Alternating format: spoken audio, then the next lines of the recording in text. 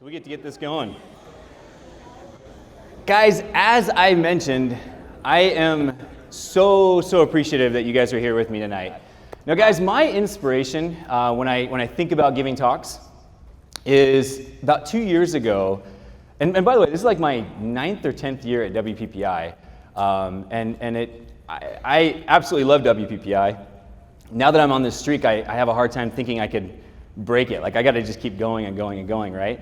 But about 2 years ago, in 2014, I was attending a talk at Imaging, actually, and it was by Gregory Heisler. Did I say that right? That sounds terrible. He's like the most amazing portrait photographer ever, but I just don't want to butcher his name.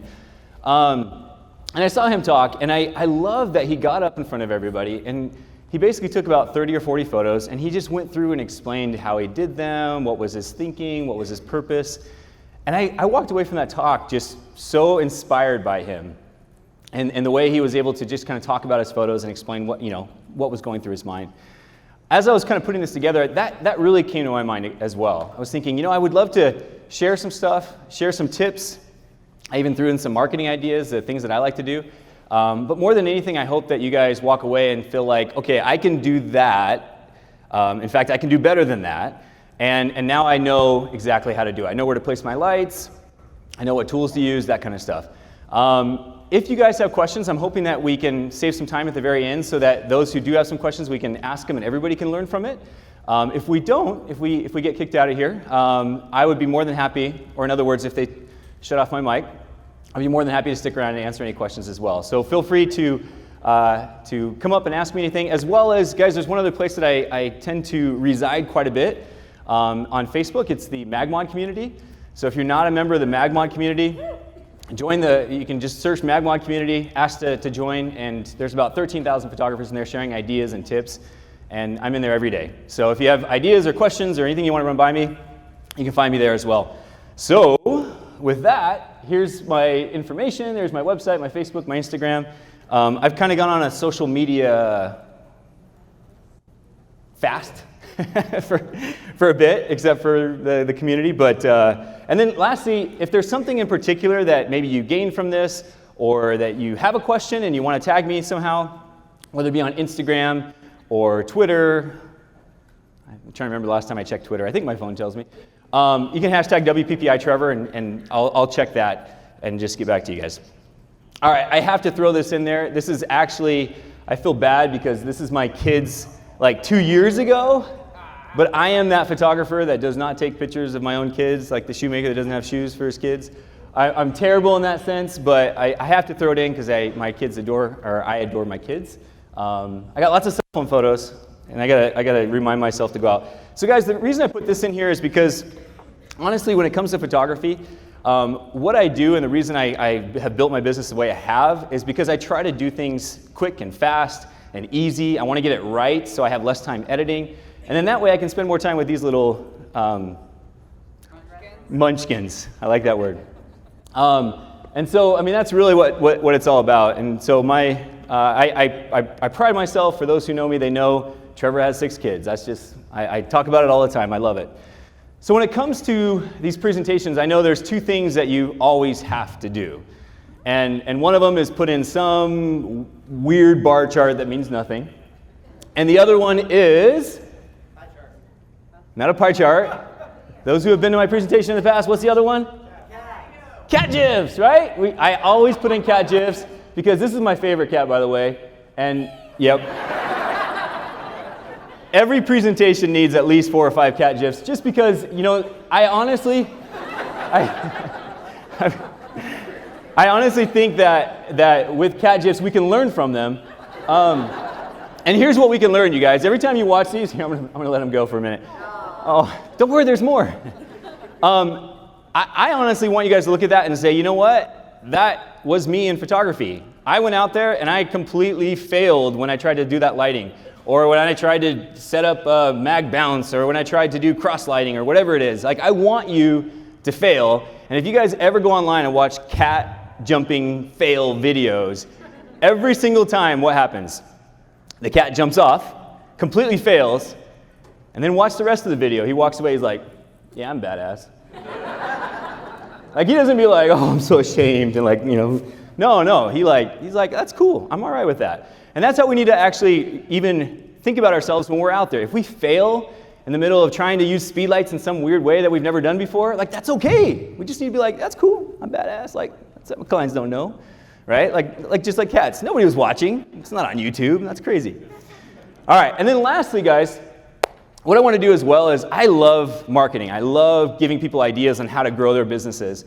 And so what I want to share here is just holla. I hear somebody holla. So every once in a while, I'm just going to throw in a little marketing tip, a little holla for your dollar, right? And basically what this one here is Wi-Fi on day. And what that means is I shoot with a Canon 5D Mark IV. Holla. Okay. Thanks. I was like, this whole Nikon, Sony crowd, Olympus, Fuji. So I shoot with the 5D4, and what I like about it is the Wi-Fi, which I know the 6D has. I know some Nikon Canons, Sony has it, right? So if you have that on your camera, learn how to use it effectively. And what I do is during a ceremony, typically is when things will slow down just a bit, right? You're like going fast, you're shooting. Ceremony comes up, they come down the aisle, they get to see each other, and then all of a sudden you got about 30 minutes of just kind of like, grabbing some shots here and there, maybe moving around a bit. But there's always a few minutes here and there that you're not necessarily shooting. And what I do during that time is I'll take my camera out real quick, and I'll say, send that image, send that image, send that image, send that image, and I'll send it to my phone. And then once it's on my phone, I'll go up to the wedding coordinators and I'll tell them beforehand. In fact, some of them already know. I'll say, hey, turn on AirDrop if they have an iPhone. If they don't, I'll just text it to them. And I love it. Occasionally, I'll be walking through the ceremony, the wedding coordinator will be standing on the side, and I just kind of walk by and I AirDrop her a few phones, or him. And it's so funny. They'll see it, they'll pop up and it'll be like, hey, and they'll look over and they'll kind of like, yeah, awesome. Then they take it and they put it on Instagram and they're like, we're right now in the middle of this awesome wedding, or whatever it is, right? But I love sending people photos immediately. And then that way they get that instant gratification. They can share those photos. They can use them to market themselves. I'll do it occasionally with brides if they ask for it, or not ask for it, but if I mention it and they want those, I'll send a bride a photo when they're getting ready, that kind of stuff. So use that Wi-Fi. It's so easy to send those photos to our phones nowadays, so take advantage of it. All right, guys, 4 things to mastering off-camera flash. I'm going to go through these really fast because this isn't really a course on learning to use your flash. Like I want to get into more how to use it effectively during, when you're out. Oh, we got to compete. Come on, ready? 1, 2, 3. That's what I like. You guys are good. No, all right. They're like, we give up. Okay, so like I said, this isn't going to be a course on learning your flash. It's going to be more of a course on how to use it effectively and fast and all that kind of stuff, right? But I do want to cover just a couple quick things. And when I say that, we're not even really going to spend time on this, but if you don't know it, I would encourage you to go learn it.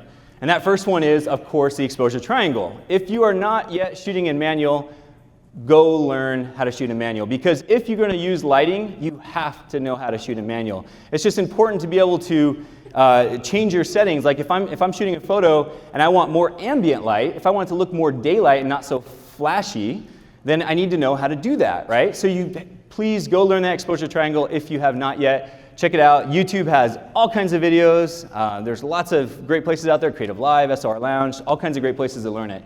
But the biggest thing about knowing the exposure triangle is so that if you are creating photos, you have complete control of how you want that photo to look. And what I mean by that is a flash doesn't have to look flashy.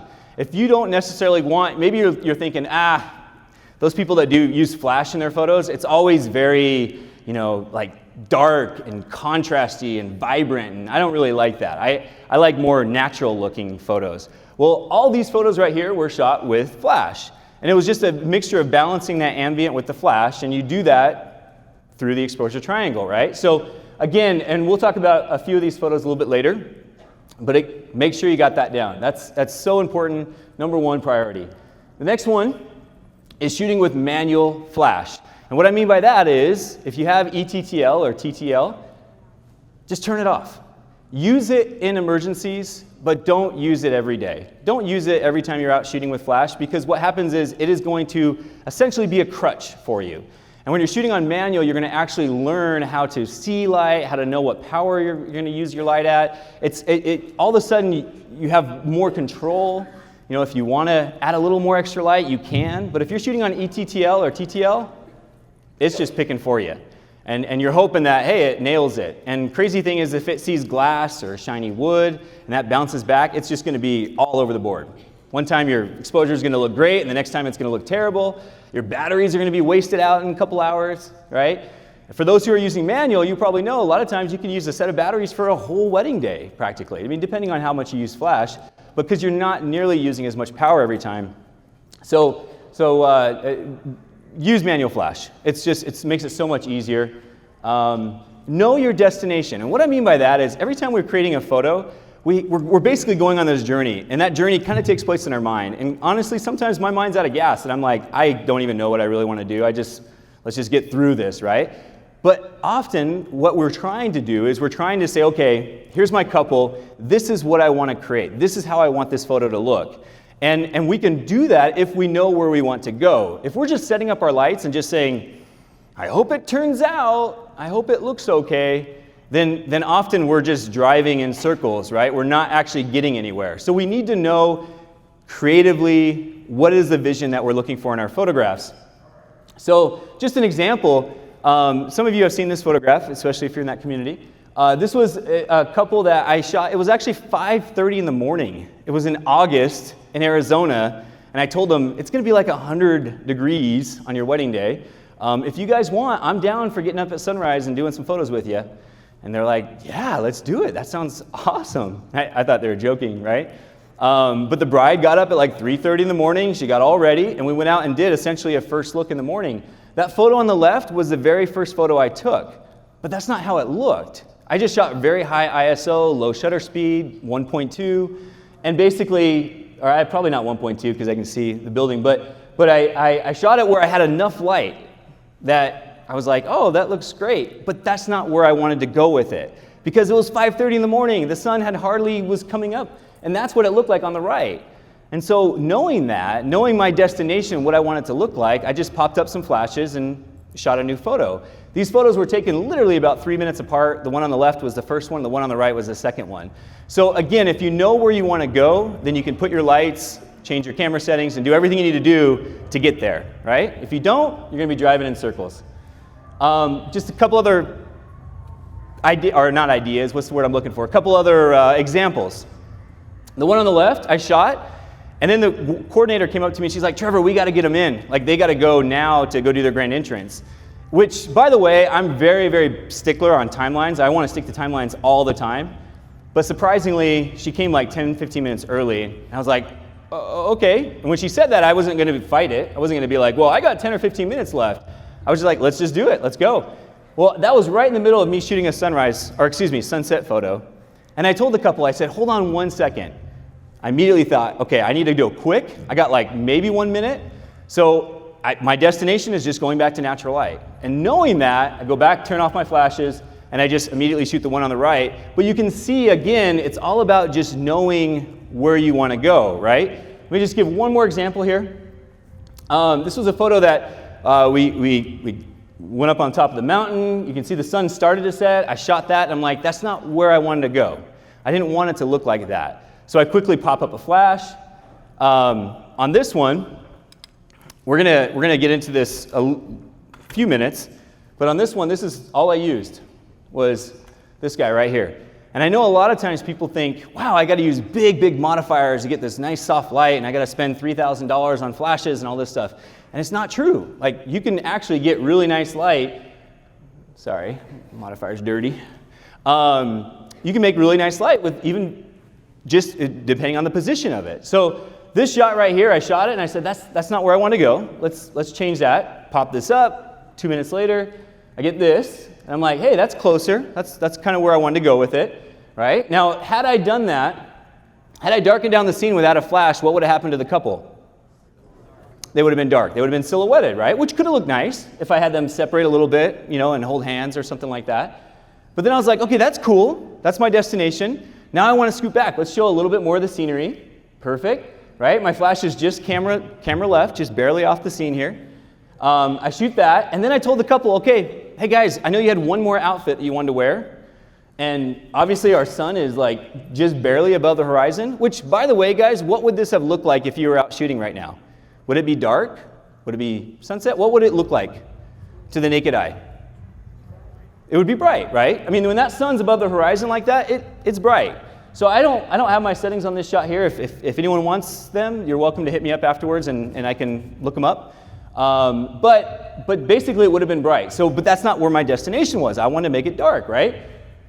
And so I shot that, and I knew they had one more outfit. So this was like my sunset photo with them. And I said, okay, now I'll go change into the other outfit. They went and changed, and it came back and it was very casual. Well, casual, I was like, I don't really want like flashy photos for casual. So I'm going to change this up. So I went back to going to natural light. Raise my ISO, lower my shutter speed, lower my aperture. I'm like, hey, I'm going to shoot natural light. However, here's the thing, guys. This photo was shot with a flash as well. I actually used the exact same flash with a mag sphere here. And again, I'll get into a little bit more of the settings and stuff here shortly. But I shot it with a flash only so I can add a little bit of light on their faces. Because without that light on their faces, it would have been a little bit too dark. So you can see where that sun was setting in the back. It's hitting her hair, hitting the side of his face a little bit, creating a nice rim light. And then my flash was to the right, very low power, just enough to kind of fill in those shadows, right? I'm like, hey, that works, great. Let me do one more, perfect. Can you see the city lights in the background? I mean, the city lights were coming on. It was getting dark. The sun had set, right? And then I'm like, all right, great. We got a couple of those, you guys. Now let's bring you back up. Let's do a few more of the sunset type shots. And we get a few of those. She's laughing, having a good time, right? And by the way, we'll get into the type of light that I use here very shortly. So those are just a couple examples that I wanted to give you guys about knowing your destination. Again, if you don't know what you want to do creatively, you're just not going to get there. I saw, is Raph still here? Raph Nagel? Yeah, Raph, for those of you guys who get a chance, go check out on YouTube, go look at how I shot it. Raph was on one, Justin Haugen, I don't know if he's here. He was on one. There's these video interviews I do with these amazing photographers like Raph, where basically we show some of their photos, and then they show how they got there. But every single time when we do those videos, you can just tell like they're thinking, okay, this is where I want to go with this photograph. And unless they know where they want to go, they're not going to get there. All right, I think I hit that enough. And then the last one is portrait light patterns. I'm going to cover this pretty fast. We're not going to go in depth here, you guys. So again, it's more, this is what I want you to learn. Go learn it, right? So here it is. We're going to go, like I said, really fast. Loop light. You guys see the shadow coming off his nose? That's a loop light. You got that little tiny shadow coming off the nose? That's loop light, right? The pattern for it is just put your light 45 degrees, creates a little pattern coming off the nose. That's loop light. Go open up magazines of models, of cologne commercials, advertisements, that kind of stuff. You're going to see loop light all the time, especially if it's shot outdoors. Very popular light, 45 degrees. Make sure it's a little bit higher than the subject so that it doesn't go up or to the side. Make it go down just a little bit. Don't let it cross into the nose, the shadow. And you got a loop light. Rembrandt light. Rembrandt light's that little triangle, right? See that little triangle under her eye? It's really simple, easy light, but it's a beautiful portrait light. Right at the side, 90 degrees, a little bit up. Let that light just kind of sweep around in front of those people, okay? And I'll show you guys, some of these modifiers look really big in these drawings. Honestly, I do this all with these small lights, and we'll get into that here shortly. Paramount or butterfly light, all that one is, you guys, is when that light is, here, we'll go this way. You guys are the photographers. I'm the subject. This should be tilted down just a little bit, but when that light's straight on, tilt it down just a tiny bit, and I can actually raise this up even a little bit more. And you guys are photographing me. That's literally Paramount butterfly light. It's Paramount or butterfly light. It's normally known by the little shadow underneath the nose. Why do you think I would use it on the sparkler exit?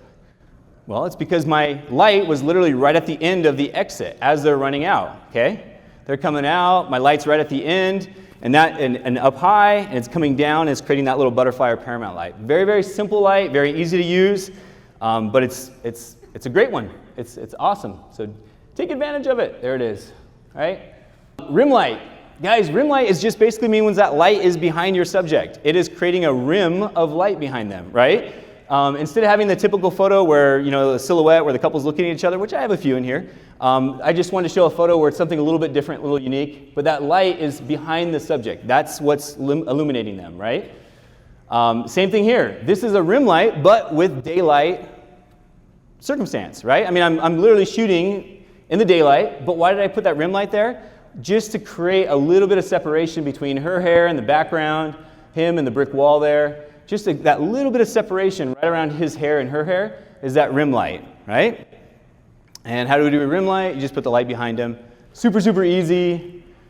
I mean, literally as easy as it gets, okay? Split light. So what's split light? That's just hitting it from the sides. So if I have this light all the way to my side, and again, I'm showing you guys these because we'll actually give examples throughout the presentation of some of these lights. So here's a split light. It's basically right to my side. It looks really good when you're photographing like groomsmen and they want to look tough. Anything like that where you just want a little bit of light on one side and kind of dark on the other side. On here, it's kind of a unique example, but here I have two lights, one behind his back, in other words, to camera right, and one behind her back to camera left, and I'm just lighting up the rain that they're standing in. It was right at the end of an engagement session. We had some fun out in the rain. But I'm using essentially a split light, two lights from either side, lighting up the side of them, not the front of them, and so we're getting that split light. Now, sometimes you can have a combination of two lights with one setup. Now here, what do we have? What's the guy's light on him? Yeah, split light, right? Or side light, some people call it. So we have that split light on him, and what's on her? We got a Rembrandt light. How is it different? Did I have two lights set up? No, it was just one light. He's looking straight ahead, she's turning in towards her shoulder. When she turns in a little bit, that light, all of a sudden we get this kind of 90 degree, 45 degree, kind of off to the side, and it's just creating this little bit of pattern right on her underneath her eye there to get that little bit of Rembrandt.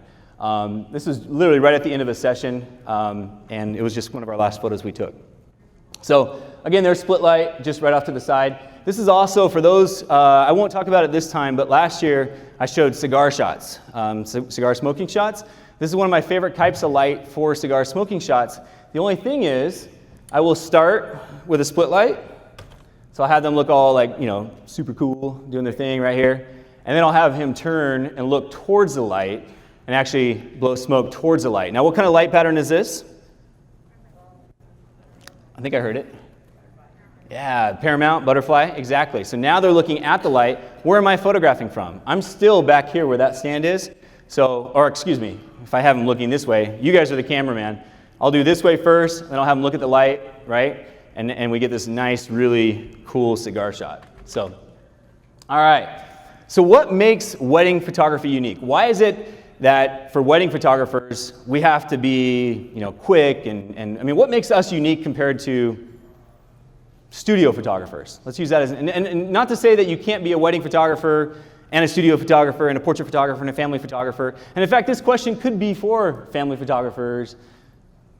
I'm trying to think, portrait, you have a little bit more time, but what makes us unique? No do-overs? What was that? Say it one more time. Catching the moment. Oh, catching the moment. Absolutely. You got to anticipate it, right? Yeah, you got to anticipate it. What else? Consistency? Yeah, it has to be consistent for sure.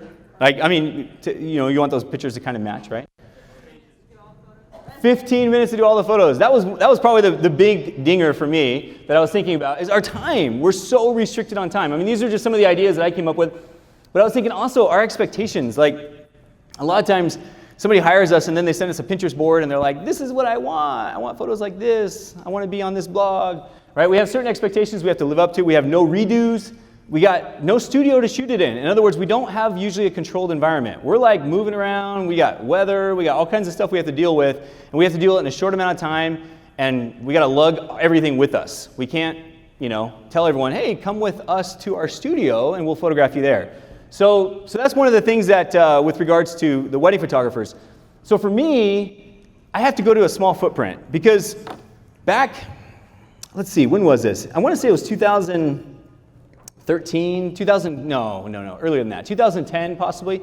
I was shooting a wedding at Casa del Mar in Santa Monica in California. Anyone ever shot a wedding there? Casa del Mar, California? Nobody? Well, if you ever shoot a wedding there, take my advice and don't plan on taking a bunch of heavy gear down to the ocean's edge.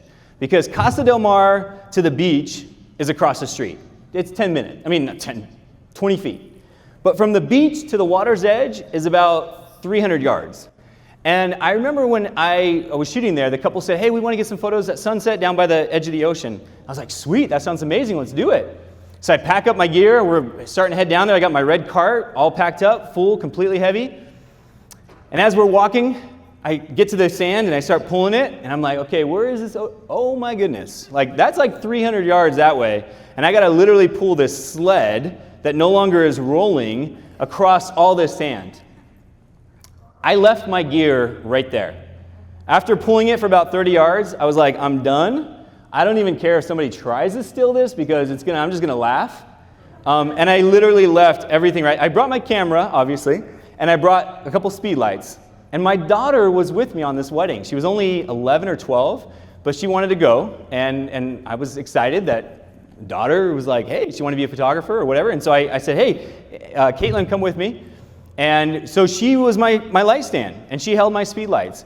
And I shot photographs that day, and I went back and I said, I will never, ever, ever use large gear again on a wedding day because it's just too heavy, it's too cumbersome, my back hurts, my shoulders hurt. I'm going to use speed lights. And that's when I basically went to using speed lights and that small footprint. And so again, I want to tell you guys that there's nothing wrong with large lights, and I would love to have large lights and large modifiers and everything else in a studio. But when I'm out on a wedding day, I want to have a small footprint. Some of you have seen this photo before. It's just a flash sitting inside down by their feet, and it's bouncing up off the roof and coming back and illuminating them. I just happen to be in the cart behind them on the Ferris wheel. So that's the other thing. Now adapt quickly. If we're having all this heavy gear, like, it's going to be tough to move everything around. So we got to be able to adapt quickly and move. Situation here, I just took a speed light, put it up in the tree branch right up there, and then I ran out and got in the ocean about up to my knees. And shot a quick photo here in Jamaica. But you got to adapt quickly, right? If I was having to carry all my gear across that little peninsula, that would be very, very difficult.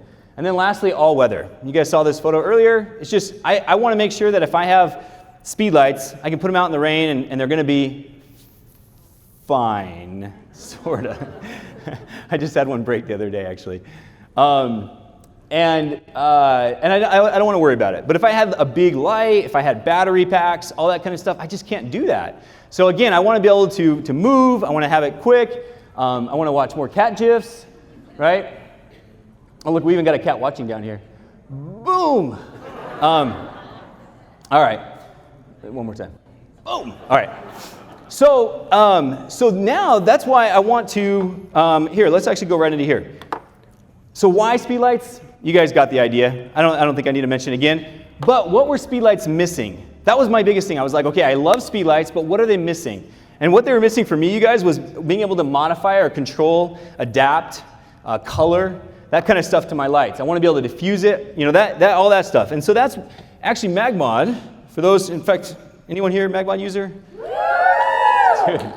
The owner's right there. So, guys, the MagMod, when they came out in 2013, I thought, hey, this is great. Like, is this the answer? And it took me a bit to adapt to it and figure it out because honestly, everything I learned up until then was, no, it's got to be big, it's got to be expensive, right? I'm like, is this really legit? Like, is this going to happen? And I started using it, and the more and more I started using it, the more and more comfortable I got. Even to a point where just recently, about 6 months ago, I shot a photo with a mag bounce compared to a 45-inch umbrella, 8 feet away, 8 feet up. Shot this photo of this model. I told her to hold really still. I said, I want to shoot one with a mag bounce and one with an umbrella because I wanted to see the difference. And I was amazed that it didn't look any different. I mean, it looked exactly the same with something as small as this. And that was, again, this was like 6 months ago, and I was like, man, like, I'm completely sold. Like, this is exactly, I don't need anything else. And so for the last year and a half or so, I already had dedicated myself to just simply using MagMods on every wedding. That's all I use. And the reason I mainly use it, guys, is because of this. I can literally just squish it up and throw it in my bag, and then when I'm ready to use it again, it just pops right up again. And that's with every one of these little modifiers. And so being able to basically take my light and control it, and so I control it with either a mag grid or a mag snoot or a mag bounce. And I promise you guys this won't be a commercial. I just want to show you these because this is literally what I use on every single wedding. So here's a mag grid, here's a mag snoot, and these are I use to control light. When I'm shooting large groups or when I'm shooting outdoors and I have nowhere to bounce light, or maybe in a large ballroom, I'll use a mag bounce. And then when I'm shooting off camera and I want to just light up my couples and give them a kind of a soft transition on the edges of my light, I'll use a mag sphere. I'll use that indoors as well when I'm looking for light to bounce off the ceilings and the walls and things like that, create an apparently bigger light source. So that to me, oh, there's one other thing. I didn't mention the color. So also, where'd you go? Here it is. So also with the Speedlights, I can now color my light as well. I'm sure many of you, like me, used Velcro and adhesives and different things before, and now I don't have to worry about that. Everything I do is just quick and easy, these gels. In fact, I have a few of them that my go-tos ready in my bag at all times. And for those who aren't familiar with how MagMod works, all it is, you guys, is if I want to change a modifier, I'm like, I don't want to do a mag sphere, I want to do a mag grid.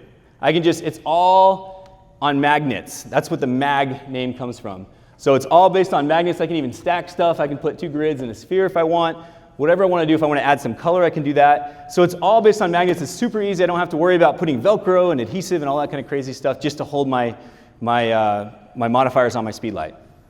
If you guys want more information, by all means, feel free to stop by the booth tomorrow and we can chat about it. You guys can see photos and so forth. So every single picture that we're going to talk about here was essentially shot with these MagMods. If I see one that wasn't, I will make sure to let you know, but I'm pretty certain as we go through this that every single one was. So that was the answer for me. It was like, hey, I got my modifiers, I can now diffuse, I can control, I can color, I can shape my light, and I got what I need, right?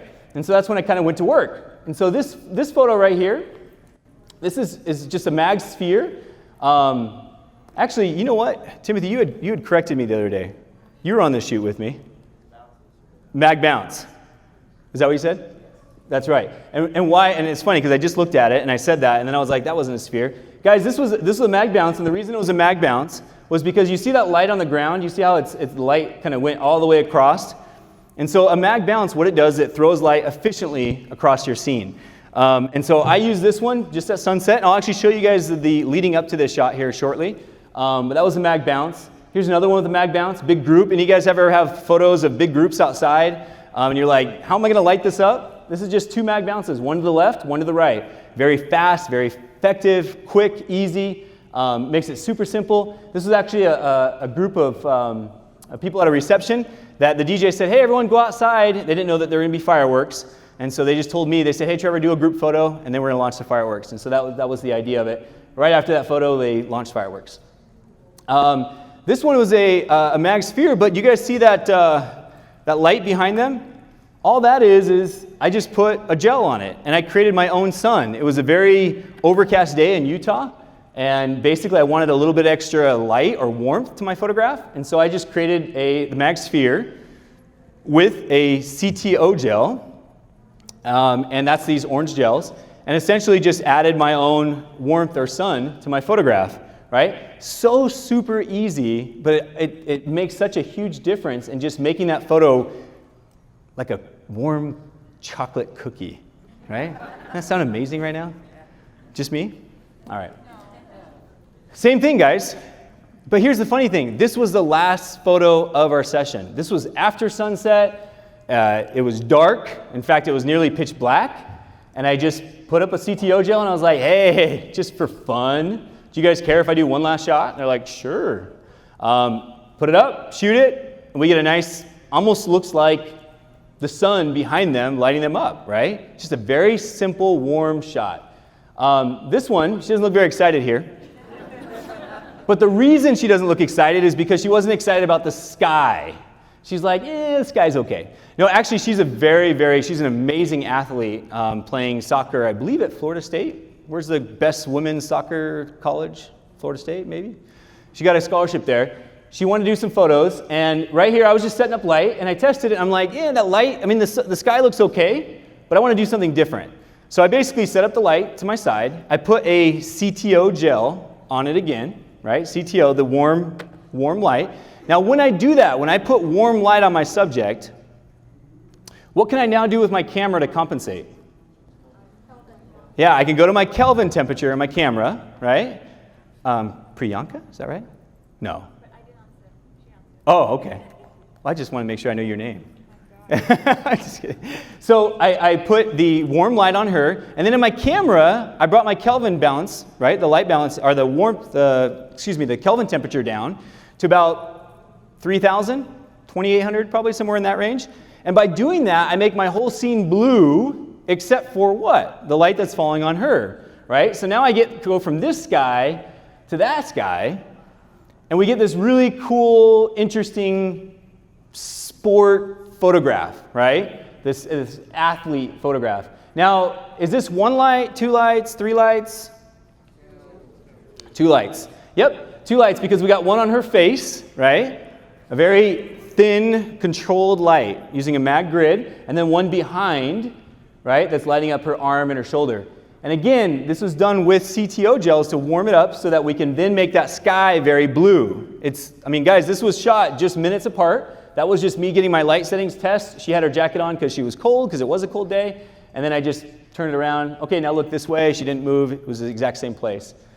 Okay, so we talked a little bit about that control, that color. Now I want to talk a little bit about control of light. This right here, this is what you can do with like a mag grid or mag snoot, or even what we had. There's a new product called the mag beam, to basically focus your light in a certain area on your photograph without having that light spill everywhere. So in this type of scene, it's basically the couple is on a driveway leading up to the resort, but it's covered with trees and lights and different things going up to the resort. And I'm like, we don't need all that. I just want a little bit of light on the couple. I don't want to see everything. I love negative space in photographs, right? And that's essentially what I was going for here. It was just that negative space. Same thing here, guys. Another shot with just controlled lighting. Now this one was shot in my studio as well as the next photograph when I had a studio. And it was basically, again, we're just using a very controlled, this was with a grid as well. In fact, it was a stacked grid. In fact, it was 4 stacked grids. Because you can actually take these grids and you can stack them on top of each other. And the more you stack, the tighter your light gets. So it goes from like 40 degrees to 20 to 15 to 10. Okay, I'm all looking over here like, is that right? Yeah, but it just gets narrower and narrower. I never pull out my light and be like, I need a 10-degree light. No, I just say I need a really tight, controlled light. And so that's what I'm doing right there. I'm just putting a little bit of light right on her eyes, just bringing her alive just a tiny bit. Now again, that's shot against a white wall. That's a white wall in my studio, white cyc wall, as well as this next photograph, exact same thing, a white cyc wall. This was with the mag beam, which again is all about just taking your light, focusing it, making it really tight, so that it lights up just the area of your photograph where you want it. But how do you know where you want it?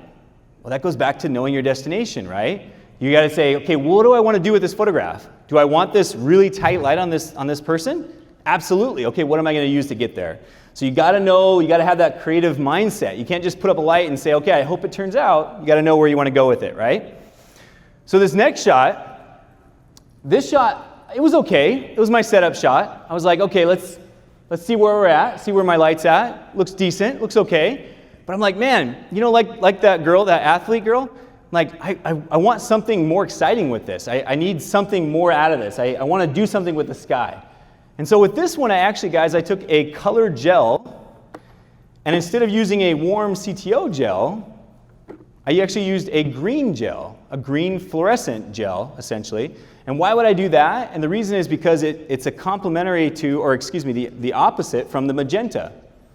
So if I put a green light on my subject, a very light green light, then what can I do in my camera to offset that?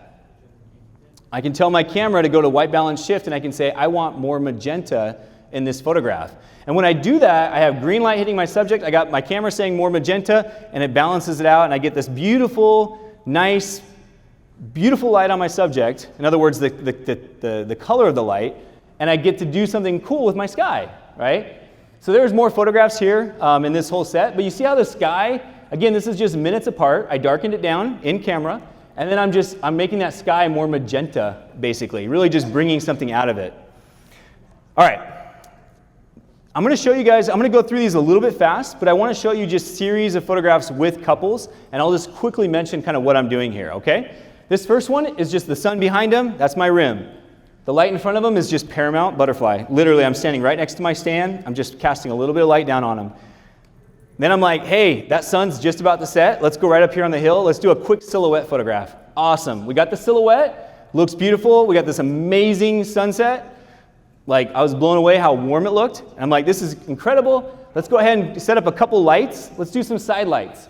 So these side lights are behind, one to her left, one to his, or excuse me, one camera left, one camera right. They're basically behind, hitting her hair, hitting his back. They're a little bit high, and the reason they're high is because I'm actually pointing them down, and I'm making sure that light gets on their faces, right, without casting a shadow.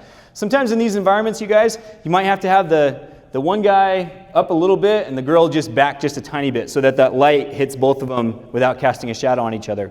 So there's my side light, right? You guys saw this next shot. This was the side light as well. And then I'm like, okay, that's great, but I'm going to turn around and I'm going to go shoot on the other side of that wall. I'm going to have them scoot to where I was standing, and I'm going to go where basically they were standing. I'm going to leave my lights exactly as they are, and I'm going to do one more shot real quick, and this is what I call my double rainbow light, which we'll talk about in just a second. Real simple, easy light, right? Just a couple more just quick succession shots so you guys can see here. On the left, that's shot with a flash. The sun was setting. I needed a little bit of extra light on their face. I'm like, boom, let's get it. We got it. Move around. Do one more, leave the light exactly where it was. You see that big tall tree or the bush behind them? Well, you're going to see it in the next shot right in the corner. There it is in the corner. You guys saw this shot already. This is with that bounce. So I literally didn't even have to change my modifiers. I'm just using the same bounce. Light them up, get a nice beautiful sunset. And then I'm like, okay, that's great. Hey, run back behind them and put that light behind them. I'm going to go do one more shot, run across to the desert and do just one last silhouette with a little rim light. Right? Just to kind of show that desert shot that they were doing. I wish, if I could redo this, I wish I would have had more light on them, and I wish I would have got more of the cactus. It drives me batty every time I see it and I see the cactus was cut off, but I just didn't have my wide angle lens and we had to roll, right? Again, you got to go that time constraint. What's that? Did I hear a question? I'm just hearing voices. Yep. Quick question. Yeah. Can you put the bounce on the actual speed light just to see how Absolutely. The bounce on the speed light. So what's cool about the bounce is you can actually go any direction. So you can go, I can lift it up and go to the right. I can go behind me if I want. If there's a big wall behind me and I want to create a big light source, I can shoot that light back and then have it come forward and wrap around my subjects. I get crazy on the dance floor. That's just who I am. So when I'm on the dance floor, I like to turn it to the side a little bit and I put it this way. That way my flash doesn't tip forward at all. So if I'm like, woo, I kind of go forward. I don't want my flash to fall. So things like that. So if you have a bounce and you've ever had that issue, I just throw that out there. But yeah, you bet, absolutely. We'll just do one last one. Because this guy actually makes it, I think. Nope, I guess not. Okay. Guys, real quick, holla for Yadala. We need one of these. Guys, all I want to say about here is for a marketing tip, if you are following wedding coordinators, go on Facebook and actually not just like their page, but ask for notifications. I know nobody needs more notifications, but every time a coordinator posts a photo or a quote or whatever it is that she posts, I want to be the guy that likes and comments on that. Because when I do that, all of a sudden she's like, this guy is like taking the time to actually follow my work. And it means a lot to me, and therefore I want to reward him or her for that. So don't just like somebody's page. If you want to work with them, tell Facebook, I want to get notifications every time this person posts. Don't be a stalker. Don't be like weird. Don't comment on everything.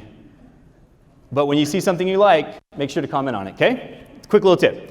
With that in mind, this is a wedding coordinator. That's exactly what I did. And then I come to find out that she had just got engaged and she was going to get married. And she was getting married in Napa. And I think she had a family friend or someone that was going to shoot her wedding in Napa, which was totally cool. I was like, hey, I would love to go to Napa, but I totally understand it. But hey, you just got engaged. Let's go out and do a photo shoot together. Take her out. We do some photographs. And the reason I threw this in here because I think it's a good segue into my next little section where I talk about actually setting your lights up and how to set them up. This was just a natural light shot, very simple, right? The next one, we go out, we shoot with a flash. I'm like, hey, that's cool, but I'm not really sold on that sky. I want it to be more impactful. I want it to be something exciting, right? And so for something like this, what I actually did was I put a blue light on them. So if I put a blue light on them, not on this shot, on the next one I'm going to show you. If I put a blue light on them, what do I need to do with my camera? Yeah, I need to change my Kelvin temperature again. I now need to push my Kelvin temperature to like 8,000 or 9,000 Kelvin to offset the blue light on them. So now when I do that, my sky looks like this, and I get white light on them, right? So in just a quick, fast, effective little thing, I just take one of these gels, put a little blue gel in there, put it on my flash, aim it at my subject, and I actually had 2 lights hitting them here. 2 lights gelled, hitting my subjects, and now all of a sudden I can change what my sky looks like. That's boring, that's cool, right? And then I'm like, all right, that's great. I'm going to shoot one back further. And the reason I pulled this up, you guys, is because I want to show you, if you look at real close by their feet, where do you see those shadows are going? Both directions, right? We got one going to the left and one going to the right. I mean, his feet are going that way and her feet are going that way. Why would that be? Well, the reason is because it's a magical light. It's called my double rainbow. And I only call it that because it makes people think that I'm weird when I say it. Double rainbow. All it is, you guys, it's this right here. So you could do it with a bounce, 2 bounces. You could do it with 2 spheres. You could do it with a bounce and a sphere, a mag sphere, whatever you would like. You could do it with any modifiers for that matter if you guys wanted to. Go home, try it on your family. It's just a very simple light that basically I'll have my subject stand either in the middle, and I can either change the power of my flashes and have one a little bit less than the other, and if I want, or I can just have them go a little bit closer to one versus the other. And when they do that, now I'm getting nice light that's just going around my subject. It's looking pretty, and it's very, very super easy. Anyone that's ever shot a wedding with me knows I use this on every single wedding. I'll put up 2 lights, maybe a little bit further apart depending on what I'm looking for, and I'll just have light hitting from both sides. Super easy, super effective. By the way, this next photograph was shot briefly right afterwards, right before we got in the car. So that's what I was making it look like. That was my destination. That's what I wanted it to look like. This is what it really looked like when I basically opened up my aperture, opened up my ISO, that kind of stuff.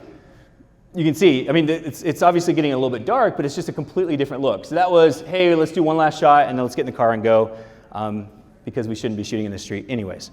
All right. So there you go, double rainbow. So let me just show you what it looks like. There it is. We've got 1 light to the left, 1 light to the right. Very simple. Here's a couple examples of it. This one I was shooting family photos right there on those stairs. Have you guys ever shot family photos and then all of a sudden there's like a 3 or 4 minute lull as they're trying to find Uncle Terry or something?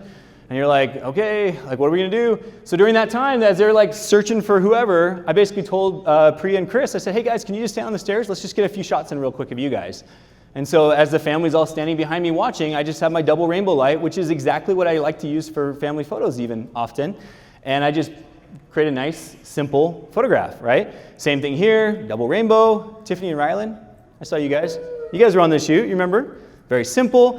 And actually what's interesting about this one is after I shot it, my destination was, I wanted that sky to look like her ring. She had a really cool ring with a little purple jewel and things like that. And after I shot it, I literally went up and I said, look, the sky looks just like your ring that you're wearing. And she's like, oh my goodness, it does. Right? Serious. You guys are my witnesses. Same thing here, guys. Double rainbow. Now the reason I put this photograph in is because there's something else I want you to see in this photograph. And what that is we have this amazing sunset on the bottom, right? That area, right? And it's pretty up here too. I like the gradient, but I really like that area right there. So how can I focus on that area? What can I do to bring more focus there? What do you guys think? Ooh, blue filter, that's a good idea. But what if I already like this? What if I'm like, hey, this looks good. I just want to focus more on that. This is what I want, right? So how do I create that? Ooh, I think I heard it. What? Compression? Is that what you said? Yeah. So I basically now I switched my lens from a 35, right, to a 7200, and I zoomed in at 200, and essentially I'm saying that's the only part of the photograph I want to see. I went up a little bit higher, probably on a little hill in the desert, and I said that's the part I want to see. And now I zoom in with my 200, and I compress the scene. I bring that sunset in close.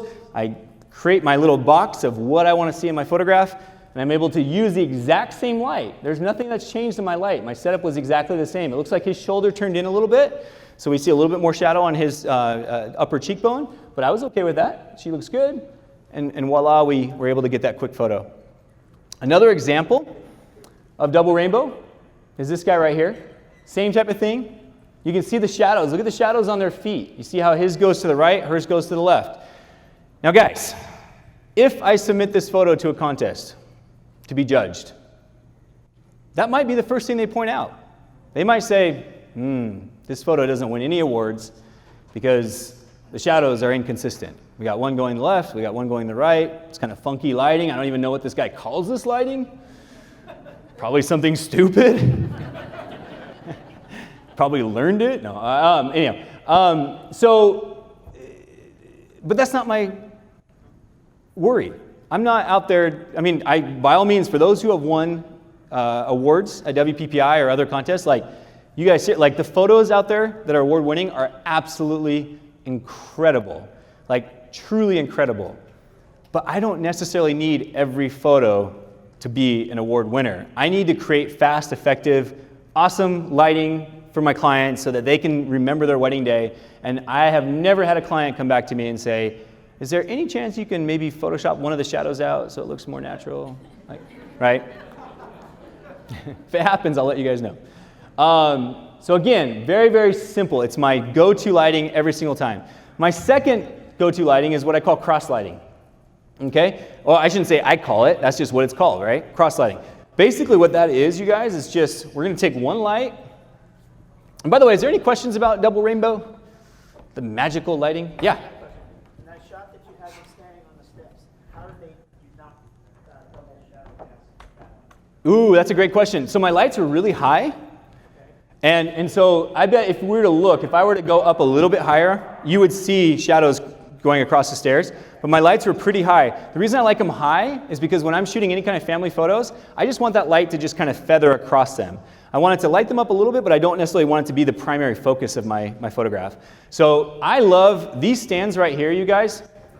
By all means, I don't always go up this high, but these stands, I think they go to 12 feet or maybe 13 feet.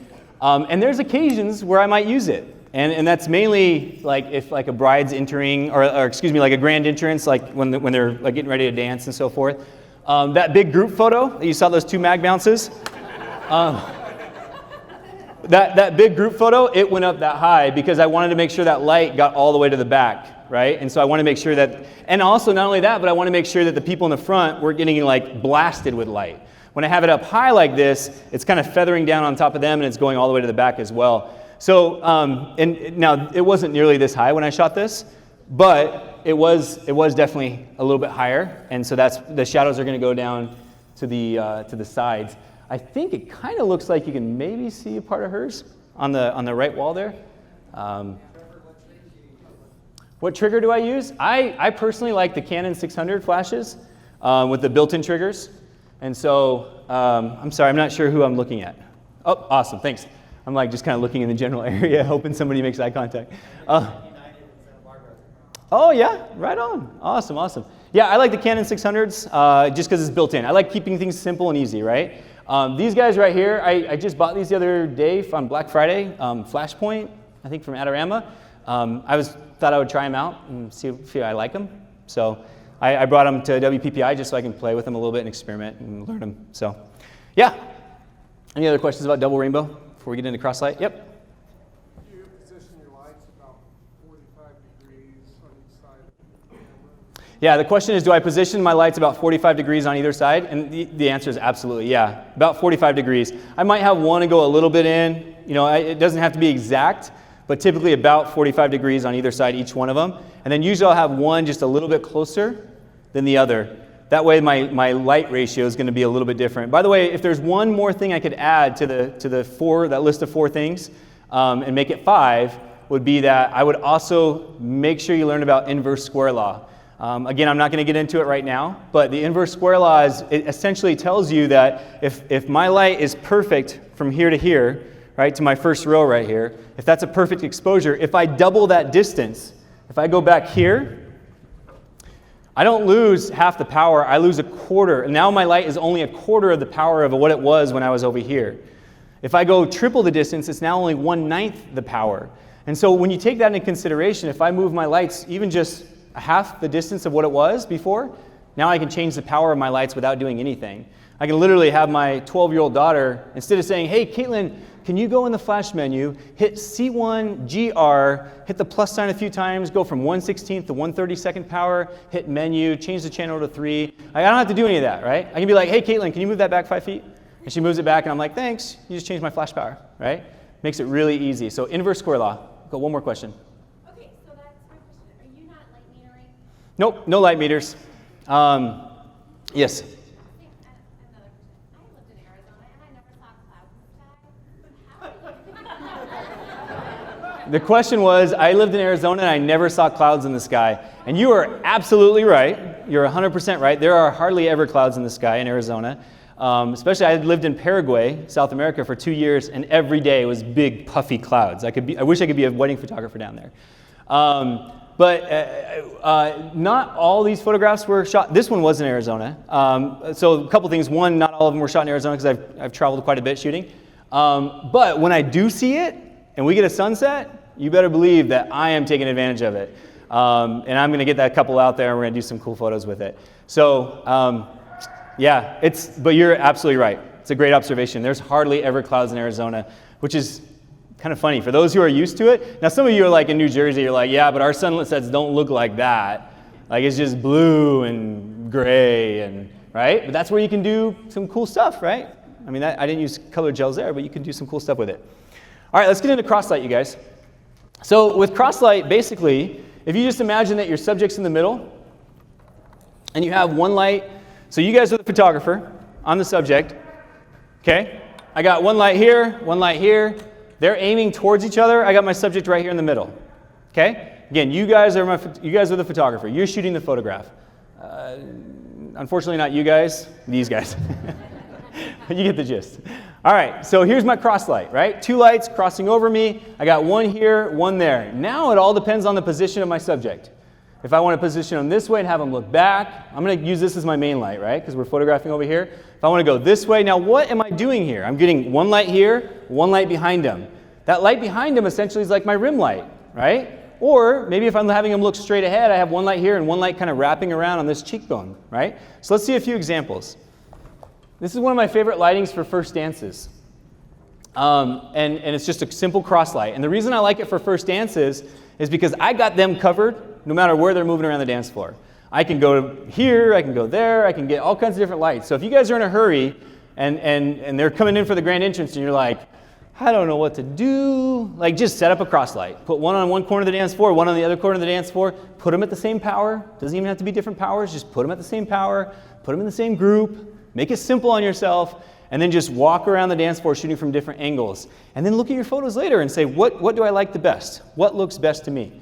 So guys, this photograph was the light in the far corner back there, which is actually quite a ways back there. It was actually up on a little hill, was a mag beam. And the reason I put it back there was because I had to have it so far away because it narrows down your light and it kind of, I don't want to use the word magnifies, but it basically enhances or it intensifies, essentially. It doesn't change the power of your flash, but you bring all this light, instead of spreading it around, you bring it all in one direction. And so it's coming forward and it's hitting them right on the back, right? It's creating that nice hair light behind her. And I'm like, hey, that's great. The light next to me, to this side was a mag grid. Again, I'm just focusing the light right on them on the dance floor, okay? Controlling that light with my cross light. I'm like, that's great. Now I'm going to swing around the other side. Now on the other side, there's my grid that I was standing next to earlier. And now that mag beam is just focusing that beam of light. I didn't move it, same cross light, right? And now that mag beam is focused right on him. So if I go back to this shot, I was now standing by the table, basically, and shooting that shot there. I'm like, hey, that's cool. I'm going to do a couple more just like that. That looks good. Perfect. And I just have this beautiful, nice cross light. Now at that point, guys, I don't have all the dance photos here, but at that point I probably would have opened up my shutter speed a little bit, brought in a little bit more of the ambient, right? I got my sexy, romantic first dance photo, and now I'll maybe open it up a little bit and look for something different. But here's just an example Timothy Irick actually was shooting this wedding with me, and he climbed up on the roof of the house. It wasn't that bad. It was like stairs, but it made it sound really cool, didn't it? It was a stair. It was stairs. I had to scale the side of the building. That's right. Spider-Man over here scaled the building. He got up on the roof, and he shot this. Now you can see I'm standing right there by the close to the table, just to the left a little bit. And that was right about the time, I might have been a little bit more over to the side, but I was shooting that. My right to the right was my grid. You can see that little tiny pop of light in the corner. And then my mag beam was way up on the hill over there, aiming down. I enjoy using mag beams during receptions because I can put them far from the dance floor and aim that light towards the dance floor, and I can light them up without having my lights real close and where people trip over them and so forth. You can see this dance floor was small. So imagine for a second if I put 2 big light stands on the corner of this dance floor, it would have been pretty cumbersome and gotten in the way quite a bit. So I didn't want to do that, so I put my mag beam and put it quite a ways away from the dance floor. Hey, Karen, Clint, are you guys here? Yeah, I see Clint. Awesome. This was actually the same thing, cross light. These guys were so awesome. They came from Australia. We did some photographs with them, and it was raining. And it was like, this is beautiful. Like, we got to capture this rain. So I put one light behind them to light up that rain, give them a little rim, and then one light on this side. Just a simple cross light, you guys. So easy. Double rainbow cross light. There's another reception photo. Look at the cross light. What's in the very back wall over there? Not even close to the dance floor? It's a mag beam. Have it all the way to the wall on the other side, past the tables. I'm bringing that light all the way across. You can see it hitting them, hitting their face. And then on my right is another flash on this side of the dance floor. That one was probably a mag bounce, I think. I can't remember exactly, you guys. But basically, I'm just going around as they're doing the traditions. I'm shooting these fun photos of them. I don't have to worry about having a flash on my camera, making it heavy. I'm just capturing, right? Same thing here. Now, I put this photo in here because I want to show you an example of a cross light, and then where I did not use cross light. And you guys can kind of see which one you like best, or maybe how you would have improved this photo. So here's one with a cross light. You can see the light on her back shoulder, a little ways behind them, and then obviously one to the right. Now this next photograph, I moved them, and I just did one flash. Now do you see what we lose in this photograph? Now granted, the projector doesn't give us nearly the quality of resolution that we have typically when we're looking at it on the computer screen. So her hair was a little bit more visible. But do you see how I lost the detail, the separation from her hair and the background?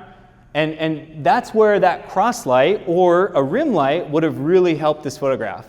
Now granted, it wasn't that I said, nope, sorry, I don't like this, I'm not going to give it to them. Like, they still got this photograph, and I'm sure they love it because it shows them having fun and her picking her up, him picking her up and having a good time.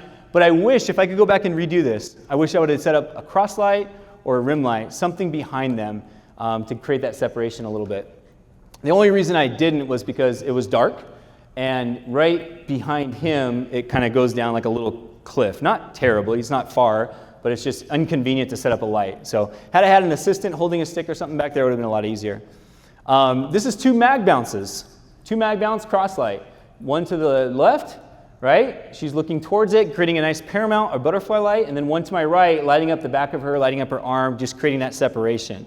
So you can see the difference. If I didn't have that separation, right, versus when I have it, it really just creates that pop. So if there's one thing that you can do to your photographs that's going to help it have that little extra pop, is put a light behind them, somewhere to the side, to the behind, and you're going to see it really helps to create that pop. Same exact thing, and one more exact same thing. Had I not had that cross light to the left, what would have happened? He would have basically bled into the background, right? In other words, he would have his hair and everything else would have just kind of gone into the background. It would have been very difficult to distinguish where his suit coat starts and ends and so forth.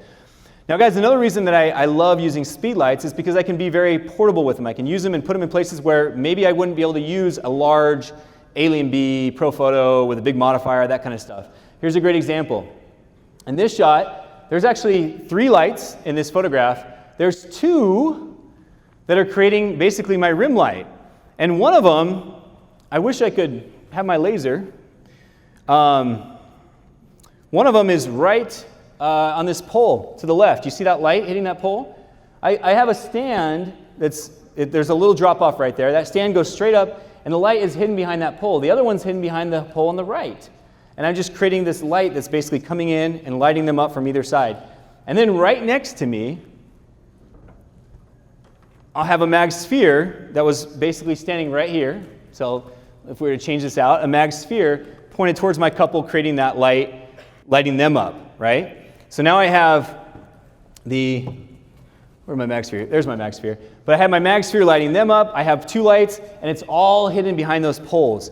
Super, super easy. And again, that's why I don't have stock in speedlights, but if I could buy it, I would, because I really do think it's one of the most effective tools for photographers, and it's the best value because of the price, right? We don't have to spend a ton of money, and if one breaks, we're not crying for a month trying to figure out how we're going to replace it. It's super easy.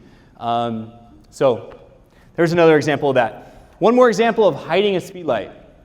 This was actually in Sedona when I was shooting. Where's my light hidden here? Behind the tree. Yeah.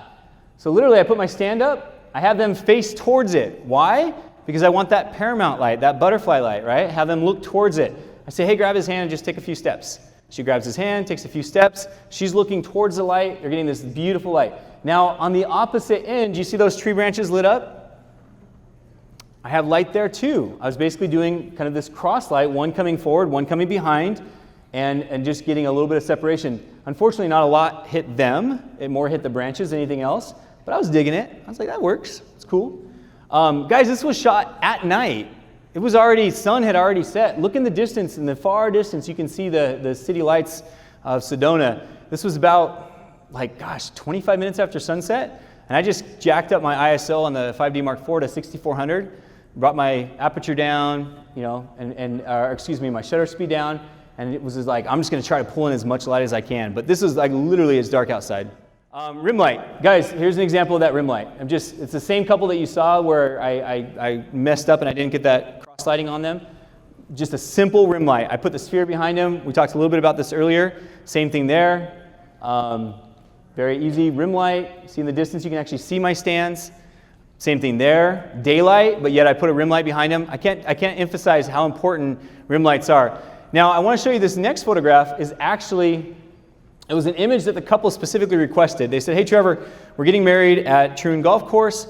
They got these incredible waterfalls. Can we get a photograph in front of the waterfalls? I'm like, yeah, let's do it. We'll do the kind of the cliche shot. We'll hit it. We had to put some light on them because the sun had already set. In fact, you'll see it in the next shot.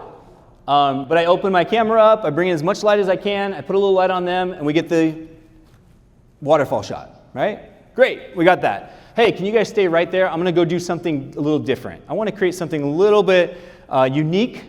Maybe the venue can blow it up and use it as something unique and put it in their wall or show other people that are going to get married there. So I say, hey, stay right there. I had my light exactly where it was right here. I kept it there. And I ran around to the other side because in my mind I'm thinking, now I want to create a rim light. And I'm able to shoot this. And it's just, you can see my light was right where it feathers down on the ground. It was just back a little bit.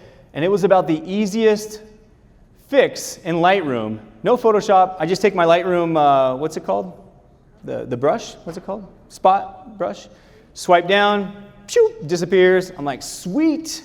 I can go play with my 6 kids, right? Make it easy on yourself, you guys. Don't make things difficult. And again, it's just one light, lighting them up, lighting up the waterfall, boom, I'm done. But I'm like, hey, this is kind of cool. The light's there. Let me change my angle a little bit. Instead of focusing down towards them, I'm going to change my angle and focus out. And I'm just going to see what else I can get. And I can get one more shot there with the pond and the sky. And now it doesn't have the waterfall that I know they requested, but I thought it's something different and unique at the exact same spot. By the way, funny story about this spot. Do you guys see how it kind of comes out in this peninsula? Right? So you have water on this side, and you have water on this side. And right about here, I was one time shooting photos of a bride and groom, and the sprinklers came on. And it was like commercial grade sprinklers, like really hard. And you can't run into the water. And it was like spraying all the way across from both sides. And so me and the groom, I went up and we went over the top of the bride, and we're like just keeping the water off of her. and the water's just hitting my back. Just like, I'm like, go, let's go. We're like running across. Him and I both were soaked. He was super cool. He's like, it's fun, like it's good. And it was his back, really wet, and it was fun. But she survived. She was good. So anyhow, that's my sprinkler story. And with that, we got to do one more cat. Oh, he's gonna make it. Nope, he's not. All right. I should let go again. All right. So a couple more things, you guys. Holla for $1. Here's another marketing tip. All-day coverage. If you are offering 8 hours, 10 hours, 12 hours, all power to you. I think it's awesome. But I would encourage you to look into possibly offering all-day coverage. And the reason I like all-day coverage is because these types of photographs, the night photographs, things like that, the party, having a good time with people, it all happens when other photographers have already left. In other words, a lot of photographers, they'll go 8 hours, 10 hours, they're like, hey, we got to cut the cake because my time's almost up.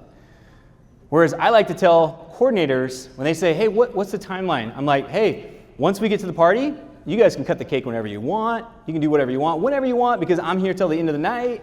They're like, woo, you're awesome. I'm going to send all my referrals to you. And it happens all the time, you guys. And I get that some people might say, well, Trevor, I want to get paid for my time. Heck yeah, holla for $1, right? You got to get paid for your time. Build it into your pricing.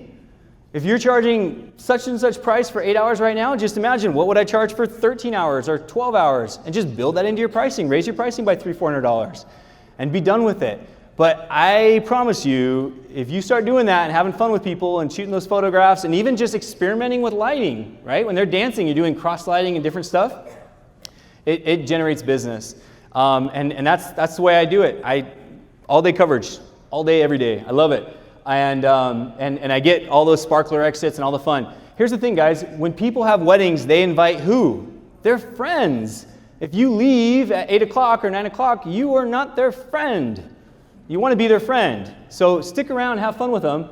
At the end of every wedding, I like to say, I take a picture of those who are the true friends, who stuck around to the very end. And so pretty much at every single wedding, I will say, you guys all rock. We're all here till the end. We got to get a big group photo, right? And I get them all together, and I usually do one mag bounce up high, right behind me, and I shoot a big group shot of everybody that stuck around till the end. Again, wedding coordinators love this stuff. This is actually a photograph after, is it the same party? No, it's not. After this is 1 in the morning, they went out to the hot tub, and they're like, oh, we're going to the hot tub. I said, really? Friends go to the hot tub? I'm going to the hot tub. So I go over there and I shoot a photo with them, just having fun. Guys, my kids and my wife, they're in bed at 10 o'clock, right? I mean, my kid's probably like midnight, but my wife's in bed at 10. No, I'm just kidding. It doesn't matter to me if I get home at 9 o'clock, 10 o'clock, 11 o'clock, 12 o'clock, 1 o'clock, 2 o'clock, 3 o'clock. It does not matter. I'm there to have fun. I'm there to create friendships with these people that turn into referrals, that keep me busy, that keep me happy. Well, I've shot a few weddings in Panama. I love that country, but man, they know how to party, and they party crazy. I started a wedding at it was around 7:30, 8 in the morning, and went till 4:30 in the morning. And it was fun. I had a blast. In fact, one of them was in New York. In fact, that one was in New York. Another one I shot in Panama went to about 2:30 in the morning. Was it 5? 3 DJs. Yeah, they had 3 DJs. They brought DJs in on rotation. I'm like, shh, I don't need another photographer. Me and my second, we got this. Like, I'm gonna go sleep. Hey, wake me up in an hour. You guys gotta have fun. Oh, here. This is Panamanian wedding right here. Yeah. By the way, this is before ID knew what MagMod was. Look at, and this one. No.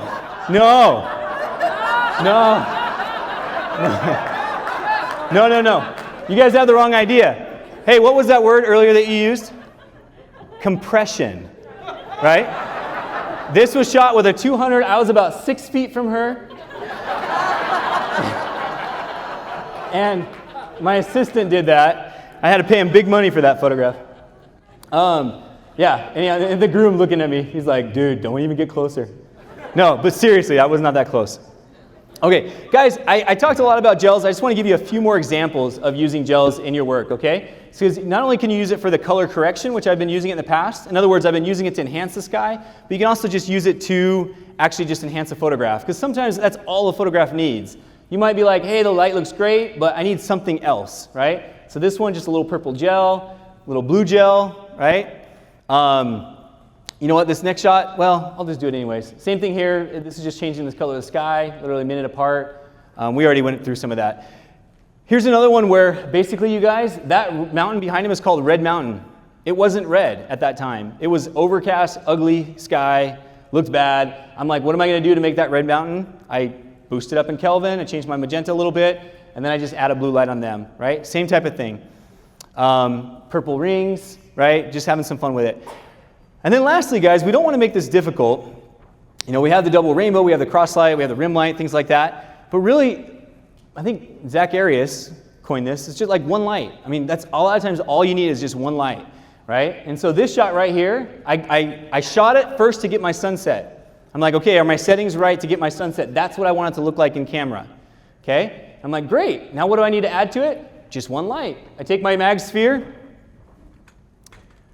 I put it about, my kind of go-to, by the way, guys, if you really want just like handed to you and just try this every time. I like it about 8 to 10 feet away, about 8 feet up in the air, and just 45-degree angle. That's like my go-to. That's like I call it my first light, where I'll start usually, and then I'll add a second one and so forth. So I did that on this shot, and I get that. It's just a very simple, this is a mag sphere, back just a little bit, and it was aimed down a tiny bit as well, just to create, to make sure I can get down towards the bottom of the dress. One simple light, right? Same thing here, just one simple light, having them look. And by the way, when you shoot these photographs, show the couples.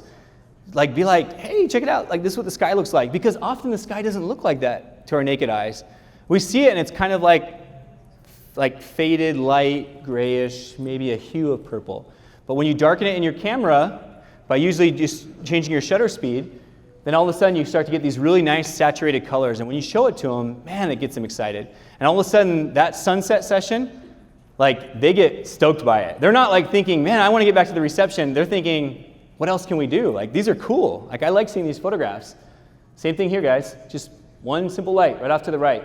Now, you remember, the next shot after this was the one where I did the cross light, right? Where I had him looking that way, and I put one behind him, but this one did not have that.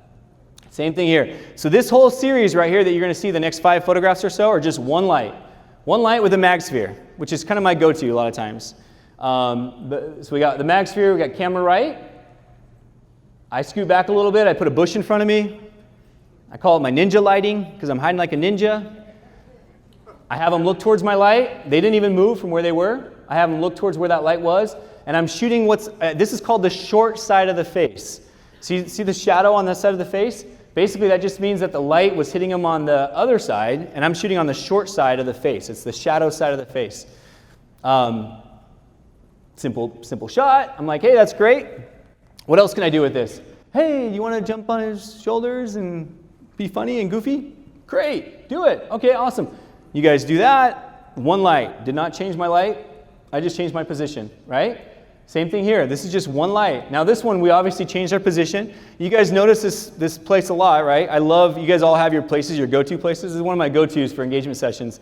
Just on top of the mountain looking over the city. Same thing, one light. Now what was my light here, you guys? Was it off to the side? No, it was straight down. This is butterfly or paramount light. It was, you look at the shadows under their chins, for example. That's kind of you can tell where that light was coming from and where it's casting. Look at the shadow under his arm, where his elbow is at, how it's just right on her shirt. Hey guys, we had a few audio difficulties right at the end of that video, so I just wanted to wrap this up and show you the last 5 or 6 slides and just kind of talk about it so you don't get to miss out on what I discussed. So basically the next slide that came up was the slide of this model that we shot out in the woods. And what I did here is I just wanted to mix ambient light with a little bit of flash. And so I used a mag sphere to my camera left, had the sun actually as a rim light behind her, and just added just a touch of flash just to bring her out of the shadows. Very, very simple. Again, it's the reason why I love Speedlights. It's the reason why I love using MagMod. It's just simple, easy, and I'm just moving around quickly. I don't have to worry about lugging around large flashes and large modifiers. Another perfect example of that is right here. This couple was up on the roof of the house. It was beautiful. We had this gorgeous blue sky after sunset, and I wanted to make sure we took advantage of that. And so in order to get this though, in order to get that light high enough, I literally had to have my assistant hold the light on a stand and actually lift it up in the air, and it was quite high. But again, using speedlights and a small modifier, a mag bounce, it just makes it really easy to be able to get that light up to where you need it without having to worry about trying to lift and lug around these heavy lights. Another example of where I love using the mag bounce is when I want to blow out the ambient or the whatever it is behind my subject. So I love doing this example. I do this quite a bit when I'm having a bride getting ready and they're in a room that has a lot of stuff going on behind them, a lot of chaos, a lot of things that are happening. There might be bags and so forth. And so in this example, I just have a mag bounce right behind the bride getting her makeup done. And I put it on like full power or half power, and it's literally just blowing out the background behind them, making it nice and white. And then what happens is some of that light's gonna hit off the ceiling, it's gonna wrap around the front side of them and just create this beautiful light while also blowing out those background behind them. So another example of where I use that mag bounce. Now, just the opposite of that, if I don't want light to go everywhere, if I want it to be very controlled, I'll use my mag grid or my mag snoot, and I'll do things like this, where basically I'm looking for, at the end of the night, I take the couple out, we want to just get rid of the environment, the landscape, whatever it is around them, and we just want a little bit of light hitting them. So I'll use a mag grid, I'll put just a tiny bit of light on that couple, and it's really quite funny because it becomes one of those things where a lot of couples will see a shot and they'll say, hey, we want one of those photographs where it's just us and we're covered in darkness, basically. We got a lot of negative space in the photograph. They look beautiful in albums as spreads and things like that. And so, for example, this photograph, I was shooting a couple, we'd shot sunset, we were basically finished, and I actually went up to the couple and said, hey, I think we got it, guys, I think we're a wrap. And the groom actually said, hey, do you mind if we just do one more photograph? Do you mind if we do one of those where it's just us and we're surrounded by kind of this darkness, the blackness, the negative space? And I said, absolutely. So literally just take it from a sphere or a mag sphere to a mag grid. And now all of a sudden I got this really tight light control. And again, these photos are just minutes apart, but you can see from going, whether I bring in all the ambient and I have the light going across them to having that strict light control. So it's really all about putting that light and knowing exactly where you want to put it and actually using the modifiers to do that.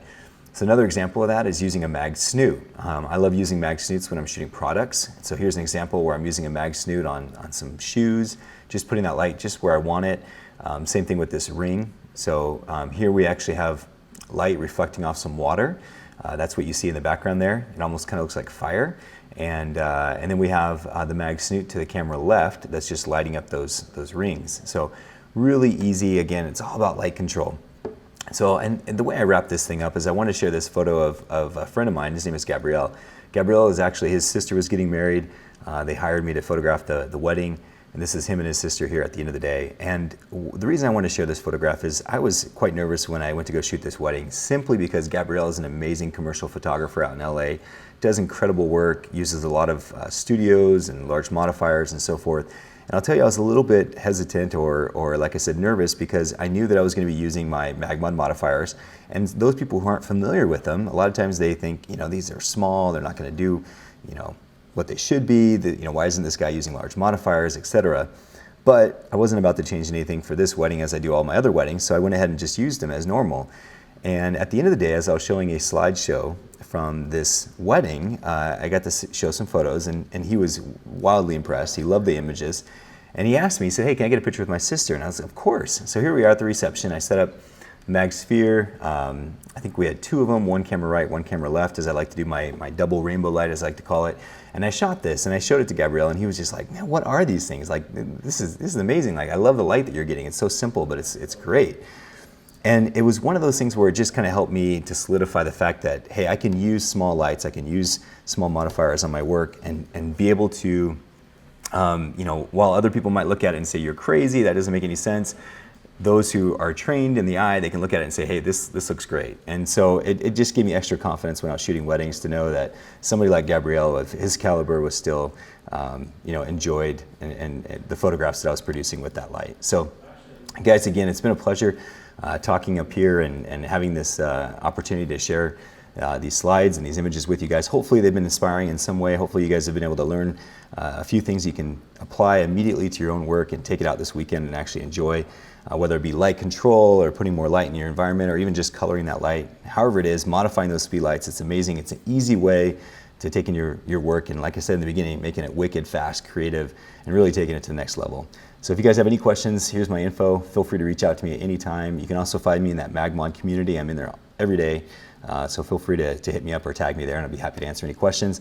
And then lastly, of course, feel free to subscribe to our YouTube channel here, because we have a ton more videos that are going to be coming out this year. So subscribe and you'll get a lot more educational content that comes with it. So thanks again, guys, for tuning in. We really appreciate it. Let me know if you have any questions. Thanks, guys. Bye.